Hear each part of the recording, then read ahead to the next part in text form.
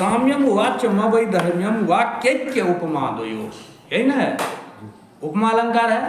ये कहता है कि वाक्यैक्य उपमा, तो वाक्यैक्य है एकारस्य एचो एवायवा इत्यनेन एचो एवायावा इत्यनेन किं भवति अयादेशः यकारस्य लोपः भविष्यति, लोपः साकल्यस्य भविष्यते। तो है वाक्यैक्य उपमा द्वयो, एकस्मिन् वाक्ये द्वयो उपमा भवति, ठीक है।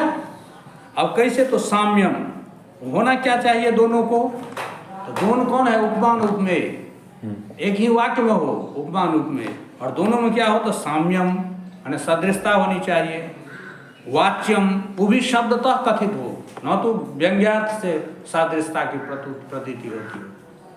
और अवैधर्म्यम माने विधर्मता नहीं होना चाहिए, एक विधर्म पूर्वक भी समानता होता है, तो सो नहीं होना चाहिए। तो इस प्रकार वाक्यैक्य वाक्यस्य ऐक्य, एक वाक्य में द्वयो मन उपमान उपमेयो, यह तो कहता है देखो रूपकादिषु साम्यस्य व्यंग्यत्व, कहते हैं रूपकादि अलंकार ऐसा है जिसमें सदृशता जो है, साम्य जो होता है वो व्यंग्य होता है, माने शब्दतः कथित नहीं होता है, अर्थतः ज्ञात होता है कि ये दोनों बराबर है। और व्यतिरेके च वैधर्मस्यापि उक्ति, और व्यतिरेक में भी सदृशता मूलक ही है व्यतिरिक अलंकार भी, लेकिन उसमें होता क्या है तो विधर्म का भी कथन हो जाता है, ठीक है। विधर्म ना जिसमें समान धर्म ना हो, अलग अलग धर्म वाला। तो उपमेयोपमायाम वाक्यद्वयम, और यहाँ एक वाक्य में होना चाहिए कहा, तो कहता है कि जैसे उपमेयोपमा अलंकार होता है उसमें दो वाक्य होता है, अलग अलग वाक्य होता है, इसलिए उससे ये भिन्न हो गया। अनन्वय तो एकस्यैव, और अनन्वय अलंकार में केवल एक का ही कथन होता है, चाहे उपमान हो या उपमेय, एक का ही कथन हो। इत्यस्या भेदात, इस प्रकार से सबसे ये भिन्न हो गया उपमा, ये कहने का आशय है। अब देखो सा पूर्णा यदि सामान्य धर्म औपम्य वाची च उपमेयम चोपमानम भवेद वाच्यम। अब कहते हैं वह उपमा दो प्रकार का होता है, वह उपमा दो प्रकार, एक होता है पूर्णोपमा, एक होता है लुप्तोपमा। तो पूर्णा उपमा पूर्णोपमा, लुप्ता उपमा लुप्तोपमा, ये सामान्य अर्थ हुआ। अब पूर्णोपमा कहते हैं देखो सा पूर्णा, सा उपमा पूर्णा उपमा भवति कदा, तो यदि सामान्य धर्म यानी उपमायाम चत्वारो धर्मा भवन्ति, चत्वारि वस्तूनि आवश्यकानि उपमायाम, किम किम, तो उपमान उपमानम उपमेयम सामान्य धर्म और औपम्यवाची च, ये चार होता है। तो कहते हैं साधारण धर्मो द्वयो सादृश्य हेतु, तो सामान्य धर्म क्या है, तो दोनों का सादृश्य का जो कारण होता है उसी को हम साधारण धर्म कहते हैं। जैसे चंद्र इव मुखम, ठीक है, तो चंद्र इव मुखम, तो यहाँ चंद्रमा के समान मुख, अत्र चंद्र अस्ति उपमानम, मुखम अस्ति उपमेयम, और इव अस्ति औपम्यवाची, माने चंद्रमा के समान मुख। तो अत्र किम कथयति साधारण धर्म का, तो चंद्र इव मुखम मनोज्ञम, यदि हम मनोज्ञम वदिष्यामि या मनोहरम वदिष्यामि, तब मनोहर शब्द जो यहाँ है, जो मनोहरता चंद्रे अपि वर्तते मनोहरता मुखे अपि वर्तते, तो दोनों में समान है क्या, तो मनोहरता, चंद्रमा भी मन को हरता है और मुख भी मन को हरता है, तो ये साधारण धर्म है जो दोनों में है, समझ रहा है। तो इसी को ये कहते हैं कि सा उपमा व उपमा जो है साधारण धर्म हो, साधारण धर्म जो है द्वयो सादृश्य हेतु, द्वयो मन उपमान उपमेय, उपमान और उपमेय दोनों का सादृश्य का कारण जो होता है उसको हम साधारण धर्म करते हैं। यानी जो मनोहरता के कारण ही मुख को हम चंद्रमा से उपमा देते हैं। गुण क्रिय मनोज्ञत्वादि, जैसे कहा कि वो गुण रूप भी होता है, क्रिया रूप भी होता है, जैसे मनोज्ञ दे दिए भैया, मनोज्ञम चंद्र मुखम मनोज्ञम, तो यहाँ मनोज्ञता आदि। औपम्य वाचकम इवादि, औपम्य वाचक क्या होता है, तो इवादि शब्द इव समम तुल्यम इत्यादि वत, उपमेयम मुखादि, उपमानम चंद्रादि, तो चंद्र मुखम मनोज्ञम, तो एतस्मिन् उदाहरणे तु चत्वारो आगच्छन्ति, चत्वारि आगच्छन्ति। उपमानम् उपमेयं साधारण धर्म औपम्यवाची च कथम, तो चंद्र उपमानम, मुखम उपमेयम, मनोज्ञम साधारण धर्म और इव वर्तते औपम्यवाची अस्ति। तो कहता है तो यही हो गया।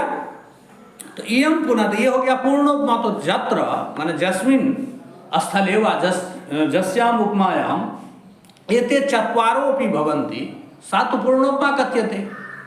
जहाँ चारों शब्दतः कथित हो, शब्दतः कथित हो, तो वह हो जाएगा पूर्णोपमा। और जहाँ इस चारों में से कोई एक ना हो तो लुप्तोपमा हो जाता है। ठीक है, जैसे देखो इयम पुनः श्रौति यथेव वा शब्दा इवार्थो वा बतिर्जति आर्थी तुल्य समान आद्यास तुल्यार्थो यत्र वावती। अब ये फिर कहता है, ये जो है सो श्रौति और आर्थी भेद से दो प्रकार का होगा। श्रौति माने क्या हो गया, तो श्रुतेन ज्ञायते इति श्रौति, जो शून्य मात्र से उपमा का ज्ञान हो जाए। और आर्थी मन हो गया अर्थ ज्ञानानंतरम जस्य बोधा भवे उपमा अलंकारस्य, माने आर्थी उपमा वह होता है जिस उपमा में अर्थ लगाने के बाद ज्ञात होता है कि यहाँ उपमा अलंकार है। और शाब्दिक उपमा वह, श्रौति उपमा वह होगा जो केवल हम शून्य मात्र से हमको पता चल जाएगा कि यहाँ उपमा अलंकार है।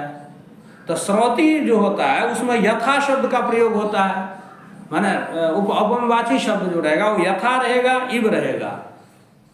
और इवार्थो व बतिर्जति, और इवार्थक बत प्रत्यय रहेगा। तो तत्र तस्य व तेन तुल्यम क्रिया चेदवती, तो तत्र तस्य व, तो इस अर्थ में भी बत होता है। और तेन तुल्यम क्रिया चेद, तृतीय अर्थ में भी बत होता है, तद्धित में पढ़ोगे। ठीक है, तो यहाँ पर मैं जहाँ पर मैं इवार्थ में बति प्रत्यय रहेगा और औपम्यवाची यथा शब्द रहेगा या इव शब्द रहेगा, या इवार्थक यदि बत प्रत्यय रहेगा तत्र तस्य व, तो वहाँ इवार्थ में बत होता है। तो वहाँ पर में हम श्रौति मान लेंगे। और जहाँ पर आर्थी होगा वहाँ तुल्य शब्द होगा औपम्यवाची, समान शब्द होगा औपम्यवाची, और तुल्यार्थक बत प्रत्यय होगा। तेन तुल्यम क्रिया चेद वती, ऐसा सूत्र है ना। वहाँ तुल्य अर्थ में वत होता है, तो वो आर्थी हो जाता है। ठीक है, तो इस प्रकार जो है श्रौति और आर्थी भेद से हो गया। अब कहता है द्वे तद्धिते समासित वाक्य। अब श्रौति आर्थी दोनों जो है तद्धित गत भी होगा, समासगत भी होगा, वाक्यगत भी होगा, हैं, उस सब का उदाहरण दिया है।